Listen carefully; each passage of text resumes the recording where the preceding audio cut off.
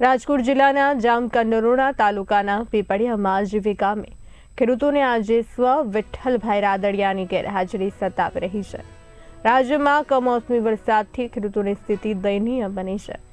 સરકાર ખેડૂતોને સહાય કરવા માટે સર્વેની વાત કરી છે, જેનાથી ખેડૂતો નારાજ થયા છે અને તેમને સ્વનેતા વિઠ્ઠલભાઈની મદદના દિવસો યાદ આવ્યા છે। ખેડૂતોનું કહેવું છે કે વિઠ્ઠલભાઈ ખેડૂતોના નેતા હતા, તેઓ અમારી વેદના સમજતા હતા।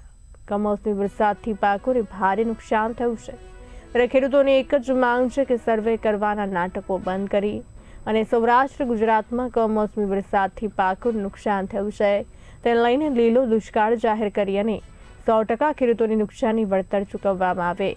જામકંડોરણા તાલુકાના પીપળિયામાં જીવી ગામના ખેડૂતો પોતાના ખેતરમાં એકત્રિત થઈને સૂત્રોચ્ચાર કર્યા હતા અને પોતાની વ્યથા વ્યક્ત કરી હતી। આ કમોસમી વરસાદ પડ્યો એને લીધે અમારા ગામમાં 4000 વીઘા જમીન છે, જેમાંથી 3000 વીઘા જમીનનું મગફળીનું વાવેતર છે અને 1000 વીઘા ઉપરનું કપાસનું વાવેતર છે, જ્યાં અત્યંત વરસાદ પડવાથી પૂરેપૂરો પાક એકદમ સંપૂર્ણ નાશ પામેલ છે, જેમાંથી ખેડૂતોને કોઈ પણ કાંઈ પણ લેવાપણું છે નહીં।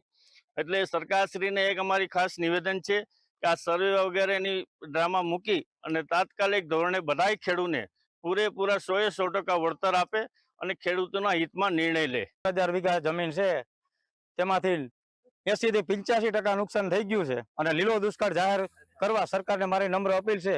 મહેરબાની કરીને મગફળીના પાથરા, કપાસ આ બધું ભયંકર પાયે નુકસાન થયું છે।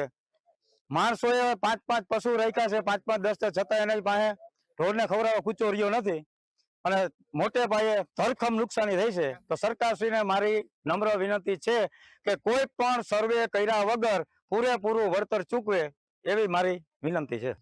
જ્યાં મારે 15 વીઘાનો કપાસ છે, 6 એકરનો, એમાં સંપૂર્ણપણે નાશ પામેલ છે। સતત 4 દિવસથી વરસી રહેલા વરસાદે કઈ લેવા જેવું રહેવા દીધું નથી। એટલે સરકારને મારી એટલી નમ્ર વિનંતી છે કે કોઈ પણ સર્વેના નાટક કર્યા વગર ખેડૂતોને લીલો દુષ્કાળ જાહેર કરી અને પૂરેપૂરું વળતર ચૂકવવામાં આવે। અને બીજું મને હૃદયથી દુઃખ એ થયું કે આપણા ગુજરાતના ભૂતપૂર્વ મુખ્યમંત્રી અને આજના ભારત દેશના વડાપ્રધાન શ્રી નરેન્દ્રભાઈ મોદી કાલે સ્ટેટ ઓફ યુનિટીએ પધાર્યા અને તેમણે એક પણ વાત ખેડૂતલક્ષી ન કરી। જે આ 5 દિવસથી વરસાદ વરસી રહ્યો છે, ક્યાં ગઈ તમારી વાતો? 2022માં ખેડૂતોની આવક ડબલ કરવી છે, ડબલ નહીં પણ આજે ખેડૂત આત્મહત્યા કરવા અને મરવા મજબૂર બન્યો છે।